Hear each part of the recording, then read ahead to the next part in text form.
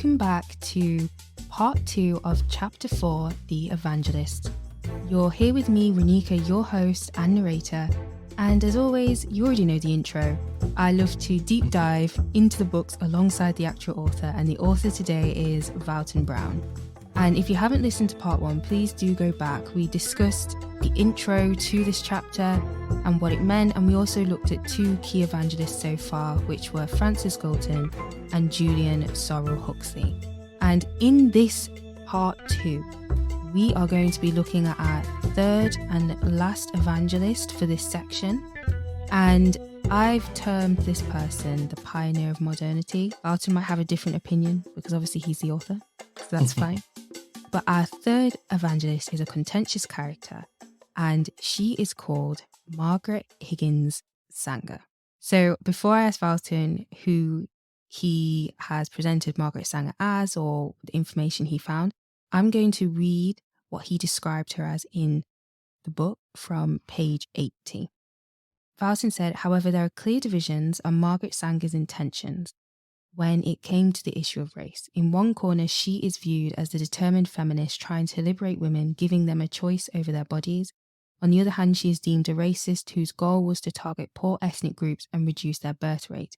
Is it possible to resolve this? Could it be that we have got her all wrong and she was simply acting in a manner that was considered normal in her day? So the first question I want to ask Valton, we've just got straight in there.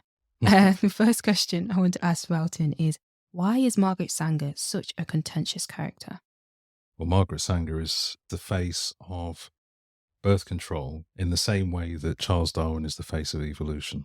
She's an intelligent woman. She can obviously draw a crowd, and because of the way that she was as an individual, she led quite a colourful life, I think.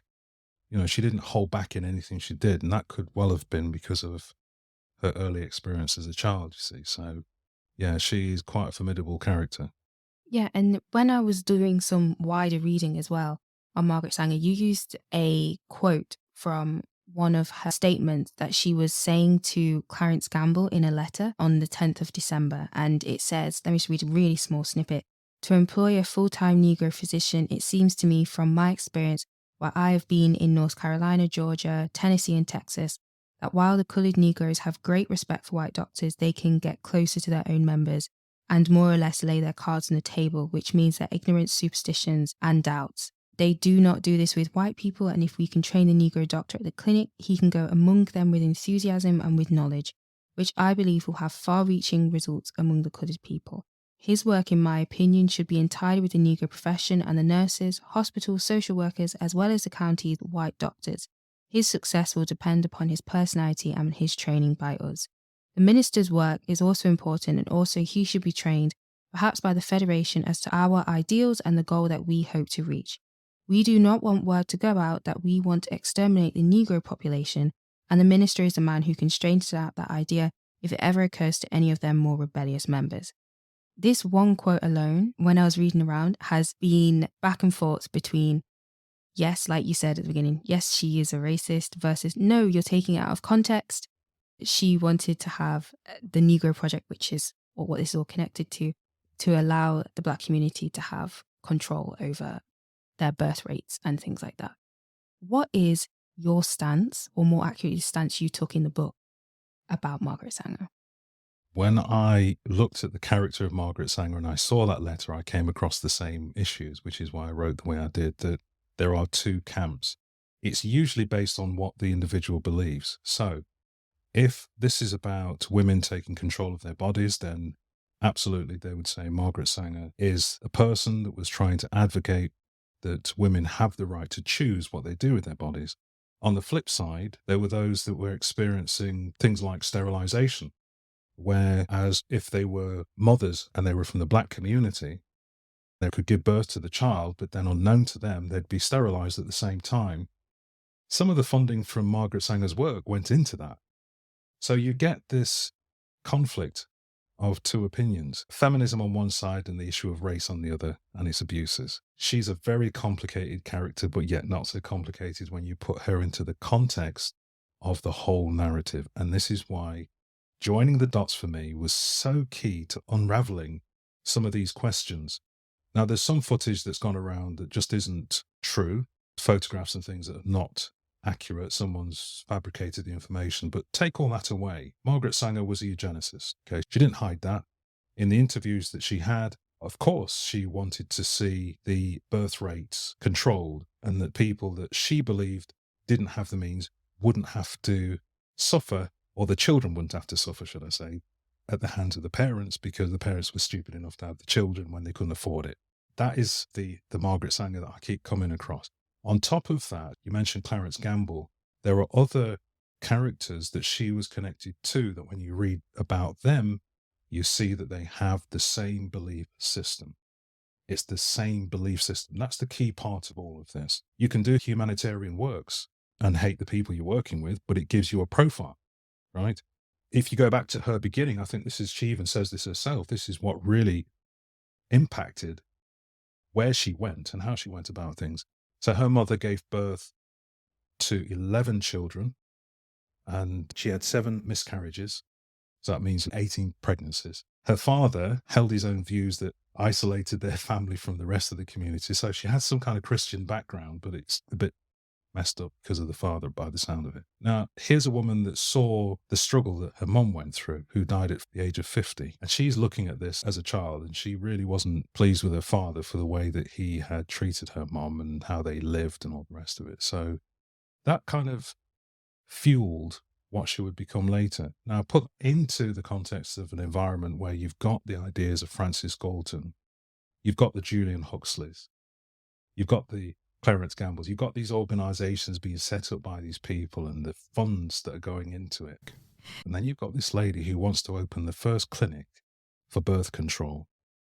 She gets herself into all sorts of trouble. She's fled the country. She comes to Britain, and lo and behold, she connects with the British version of Margaret Sanger and become almost like an alliance in winning this battle to control the number of children that's being born within the poorer communities.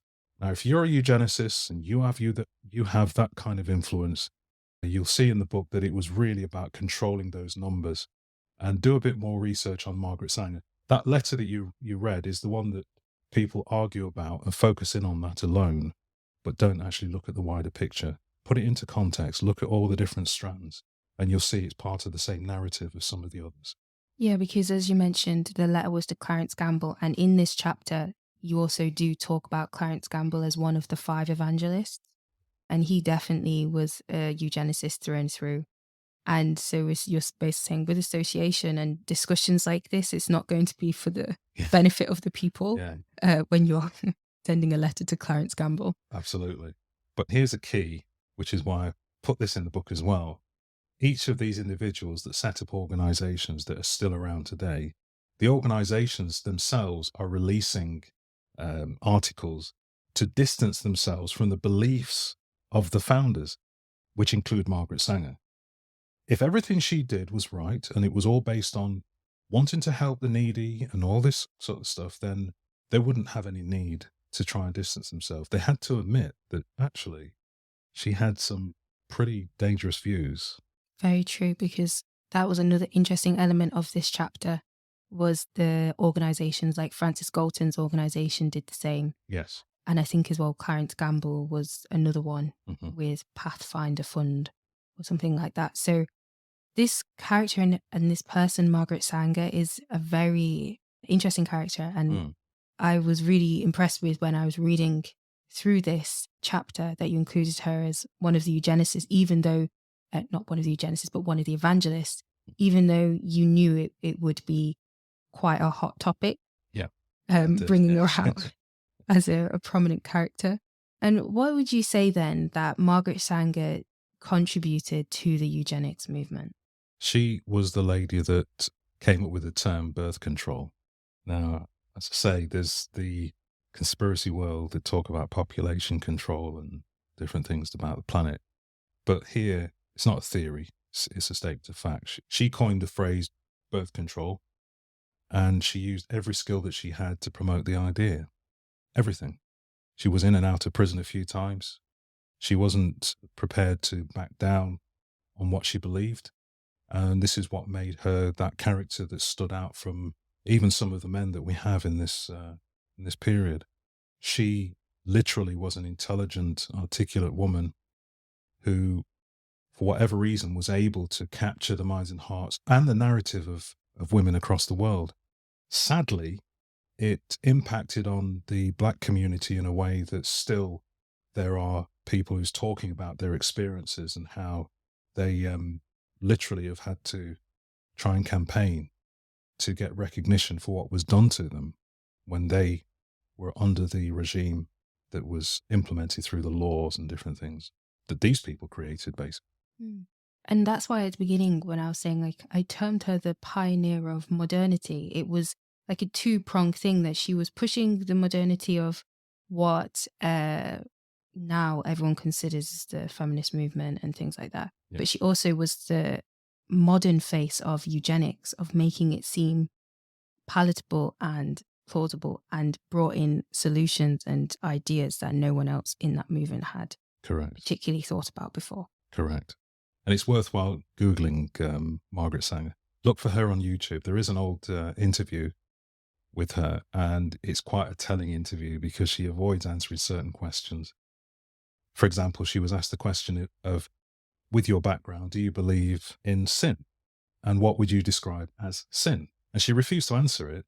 How she responded was basically to say the greatest sin is that someone could bring a child into the world and they know that they're going to inherit diseases and criminality and different things from their parents. That's it. So you can see from that interview firsthand how this woman understood how to respond to the questions that the normal person would ask by not giving them the answer, but protecting what she believed. And that was her all along. Wow. Well, we have definitely come through a lot of different evangelists, a lot of different opinions.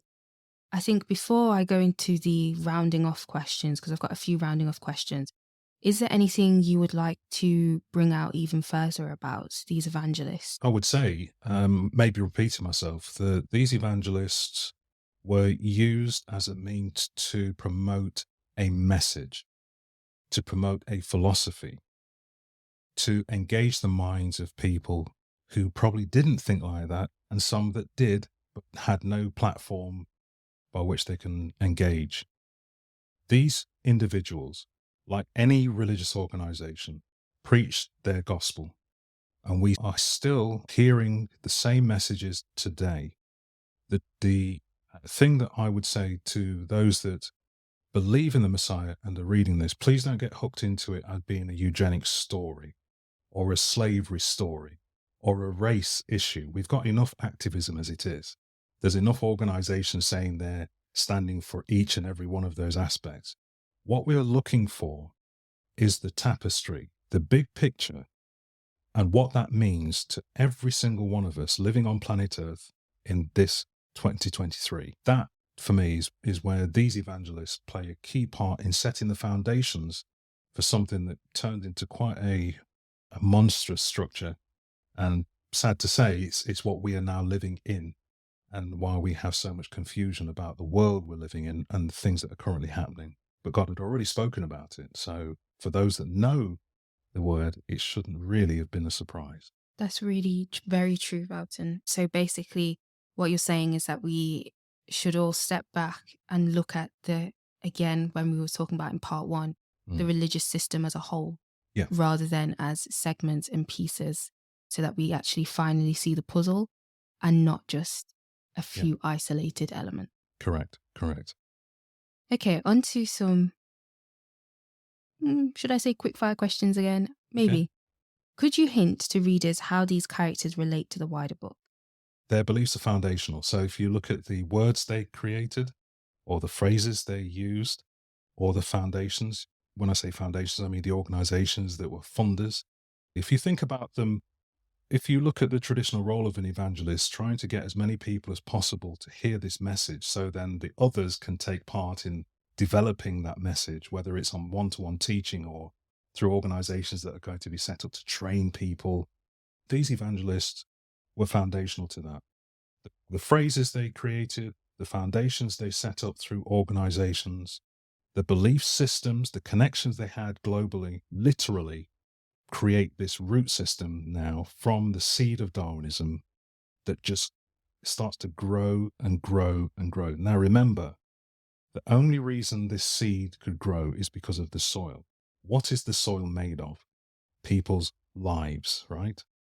And the expression that we said the other week is that the soil's the heart. But let's look at this in another way, that in order for this particular soil to be able to feed this root system and this tree, this organic structure, what went into it was the same thing that went into the soil when Cain killed his brother. The Bible says that the blood of Abel cries out unto God. This is what God said to Cain. The blood of Abel cries out unto him. And today we have the same thing, that the soil, the blood of those that were innocent, that was slaughtered, whether it's through abortion, whether it's through slavery, whatever mechanism, in this system, this philosophy, lives were taken, and their blood is crying out unto God. So these evangelists are the proponents of something that is not about life at all. It's actually a machine of death, if I could put it like that, or a philosophy of death. And when you were writing about these characters, what was your biggest shock or takeaway? My biggest shock was the level to which they would go to ensure that their philosophy was heard and received and accepted. As I say, Margaret Sanger went into prison and out of prison a few times. She fled the country because of court cases and what have you. These people were not afraid to step forward and do what they had to do. And some of the others that had the means, tragically, they didn't do very much that was good with it. They poured it into what they believed. And in some instances, the US government also put money into supporting the organizations that they had set up. So the mission didn't stop, it just continued. And the money that was poured in just magnified the possibilities. So this is a very pivotal point in history that sets the tone for all the things that are going to come next. And lastly, are there other places you would recommend to readers to be able to look into these characters in more detail? Because you obviously address quite like 5 of the characters in your book. Yeah, there's numerous sources. Everyone knows about Planned Parenthood, but I probably wouldn't start with their website because it's a different narrative now. But I would certainly look at the places like the British Library, the Library of Congress. There's a website that's produced in Canada. If you Google eugenics in Canada, you'll probably see this website that specifically talks about eugenics, and it has its own interactive website whereas if you click on one subject, it creates this huge spider of all the connections to that subject. But all of that should be in the book. But if not, I'll certainly be posting it on the website so that you can get some further background information. That's really good. Thank you so much. Because one of the really interesting parts of this chapter was to go and look at the footnotes and find out where the articles were in relationship to the wider society. Because, for example, with Francis Galton, he was writing in Macmillan magazine, which was almost a revolutionary magazine at the time in British society. Yeah. So it really just gives you even more context to these characters. Absolutely. And there are, even within the British government's website, some of the meetings that were had around legislation, you can still find it there. It's still, you have to dig a bit. You have to know what you're searching for, but it's still there on record with the conversation and the outcomes. So it's there. And probably this is why it's not been put together like this before, because really do have to do some digging to find those elements that seem to be almost hidden away. A bit like the hidden tree, right? A bit like the hidden tree. I like it. Is there anything else you would like to add as a lasting note for this chapter? Again, same as before, really, just to keep reading. This whole book is intended to be a tool, a compass to help the reader to step back, not to be so drawn in by one aspect of our existence here and get lost in one story or area, but to step back, take an overview, but do it prayerfully. It's important that we understand this now. I believe this was given now because we're actually being bombarded with all kinds of things, and things are changing fast, and it can be very, very confusing.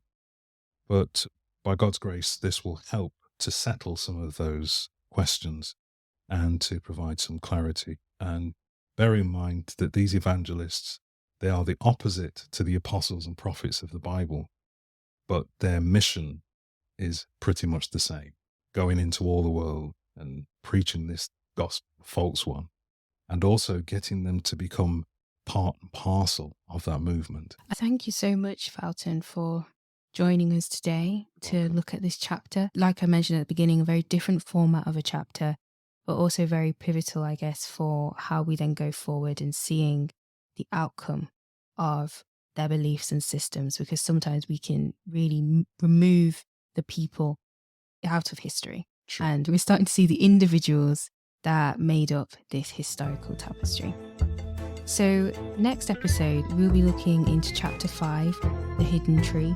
If you enjoyed what you listened today but haven't purchased the book is available on all major retailers such as Amazon and Waterstones. And we hope you can join us for the next episode of Beside the Author. Thank you for everyone listening and everyone who's been on this journey with us so far. Have a great rest of your day. Goodbye.